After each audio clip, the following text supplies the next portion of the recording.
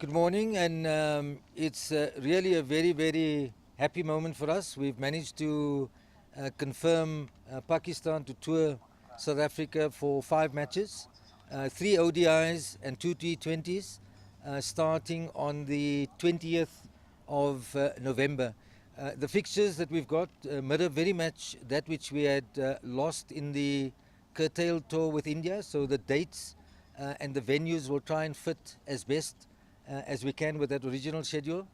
We're particularly mindful of the fact that Newlands had lost out and the fans have been most upset, justifiably so. So we've got a T20 on Friday, the 22nd at Newlands, and we've got a one-day international on the Sunday, 24th. So those are dates that are coming through. We'll release that pretty soon. So you know, my sincere thanks to the fans, to the supporters. They've been patient, they've been very understanding, they've supported us throughout the process. Our commercial partners have been just fantastic. We really appreciate their support and their patience. It's been a difficult period, but fortunately we've managed to come through that. We now await Pakistan. Obviously we've got a big match tomorrow in Dubai with Pakistan as well. So it's going to be a great series. Let's see what happens out in the UAE, and then there's an immediate return back in South Africa. Not to forget the Newlands test match, which has also been lost to Cape Town. We're planning some exciting cricket events for at least 3 days around that Newlands New Year's period. We know there are fans from across the world that come to Cape Town to watch cricket and to watch test match cricket.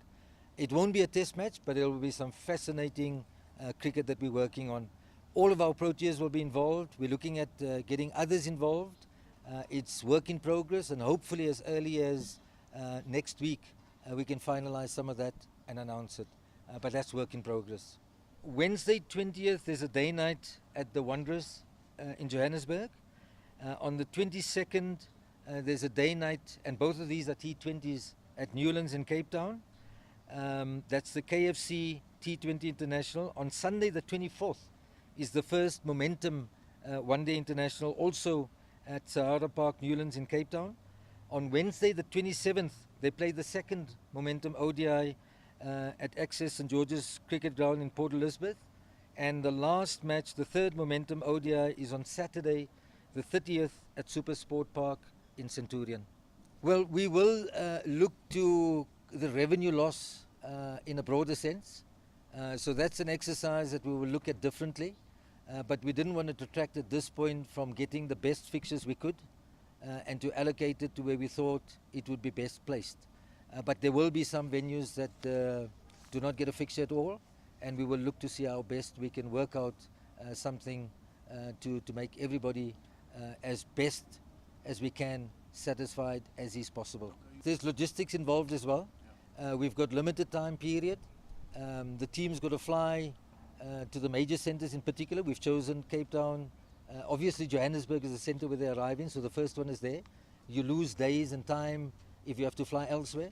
So in the logistical limitations that we had, this is the best we could come up with. Excellent. I'm really happy to be working with the class of people that we've got. From the ministry all the way through to our commercial partners and even the public at large. They've been extremely supportive. The fans have been tremendous. We've got letters of support that have come in, and we really appreciate their support, and this is just for those fans. It's difficult because you might recall that Pakistan Cricket Board faced their own challenges back in Pakistan. They had court intervention, they didn't have authority at some stages. We had to be patient. We could have announced it last week, but we couldn't because they had their own issues, as I mentioned. So it was not an easy process. Perhaps the fact that the court gave them what they call the status quo, in other words, the interim board that is in place, had the authority to sign off. All I can say is there's some exciting stuff, and we want to really put it together and announce it in a real exciting way. Regardless of the fact that there happens to be no cricket taking place, I think it would be a very good exercise both for the players and the public and our commercial partners that we have as many national players as possible that can play in our domestic T20. I'd love to see some international players as well. So that's something we'd want to work on.